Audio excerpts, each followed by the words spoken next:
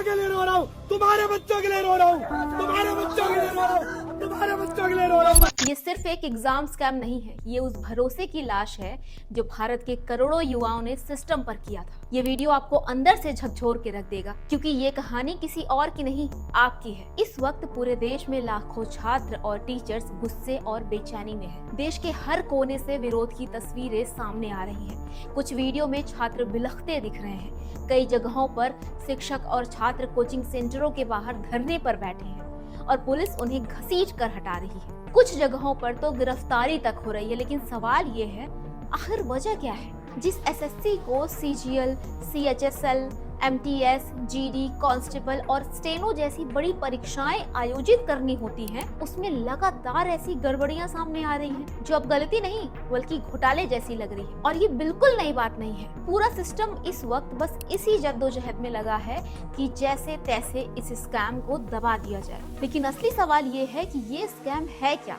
और छात्र सड़क पर उतरने को मजबूर क्यों हो गए। शुरुआत होती है एसएससी की एग्जाम प्रक्रिया में हुए बदलाव से। पहले एसएससी को परीक्षाएं मुख्य रूप से टीसीएस जैसी कंपनियां आयोजित करती थी। मैनेजमेंट भले ही टॉप क्लास ना हो, लेकिन चीजें संतुलित रहती थी। पर इस बार एसएससी ने सस्ती कंपनी को ठेका देकर गलती कर दी और नतीजा सबके सामने है। परीक्षा के आयोजन में इस कंपनी ने इतनी खामियां छोड़ी कि लाखों शिकायतें सामने आने लगी। छात्रों को उनके चुने शहर में परीक्षा केंद्र नहीं मिला। बिहार के बच्चों को अंडमान निकोबार भेज दिया गया, केरल के बच्चों को हरियाणा, हिमाचल के बच्चों को राजस्थान। छात्र ट्रेन से होटल में रुककर जैसे तैसे पहुंचे, लेकिन वहां बताया गया कि परीक्षा रद्द हो गई है। क्यों? क्योंकि पेपर लीक हो गया है। और जहां परीक्षा हुई वहां की हालत, कुछ सेंटर्स तो मैरिज हॉल, गोदाम, गाय के तबेले, अस्पताल के बेसमेंट या खेत में टेंट लगाकर बना दिए गए थे। न बिजली थी, न पीने का पानी, ना शौचालय। ऊपर से शादी का बैंड बज रहा था। वाह क्या बात है। नीचे छात्र कंप्यूटर पर पेपर देने की कोशिश कर रहे थे। कंप्यूटर बार बार हैंग हो रहा है, माउस खराब है, कीबोर्ड पुराने हैं, आंसर सबमिट नहीं हो रहे हैं। और इन्विजिलेटर किसको बनाया पता है? कहीं कहीं ऐसा को बनाया कि जिसको कुछ दिखाई उखाई नहीं दे रहा है, और कहीं कहीं तो रील बनाने वाला इंस्टाग्राम का जो नचनिया नहीं है सब ना, कई जगह ऐसा नचनियों को क्या दे दिया है, इन्विजिलेटर बना के रख दिया है। अब किस से एक विद्यार्थी लड़े। कई जगह सिक्योरिटी ना के बराबर थी और इन्विजिलेटर्स ने बच्चों से दुर्व्यवहार किया। सुनने को आया छात्र के साथ फिजिकल टॉर्चर अब्यूज किया गया है। चाटा मारा गया है छात्रों को। एक छात्र को इनके एक लड़के के द्वारा मारा गया है, इन्विजिलेटर द्वारा हाथ उठाया गया है। लेटर द्वारा। एसएससी ने खुद पेपर के अंदर गलत सवाल डालकर आग में घी डालने जैसा काम किया। कई बार ऐसे सवाल आ जाते हैं जिनका आंसर ही सही नहीं होता या ऑप्शन क्लियर नहीं होते।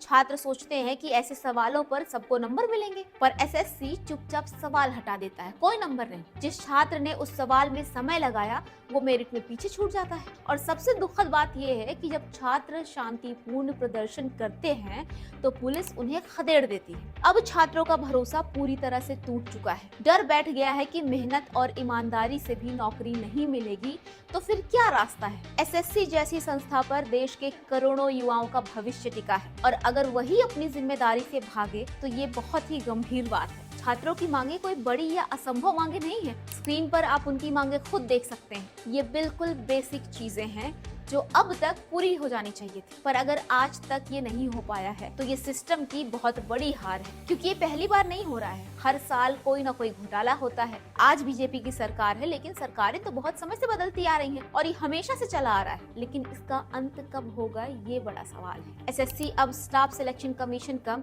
और सिलेक्शन स्कैम कमीशन ज्यादा लगने लगा है। अब सवाल उठता है, ये हर साल क्यों हो रहा है? हम अपने आप को विश्वगुरु कहते हैं, लेकिन परीक्षा कराने में हम किसी पिछड़े देश से भी नीचे हैं। जब हम यूपीआई, आधार जैसी टेक्नोलॉजी दुनिया को दे सकते हैं, तो एसएससी जैसी संस्था को ब्लॉकचेन या ऑडिट बेस्ड सिस्टम पर क्यों नहीं ला सकते? दूसरे देश कैसे कर पाए?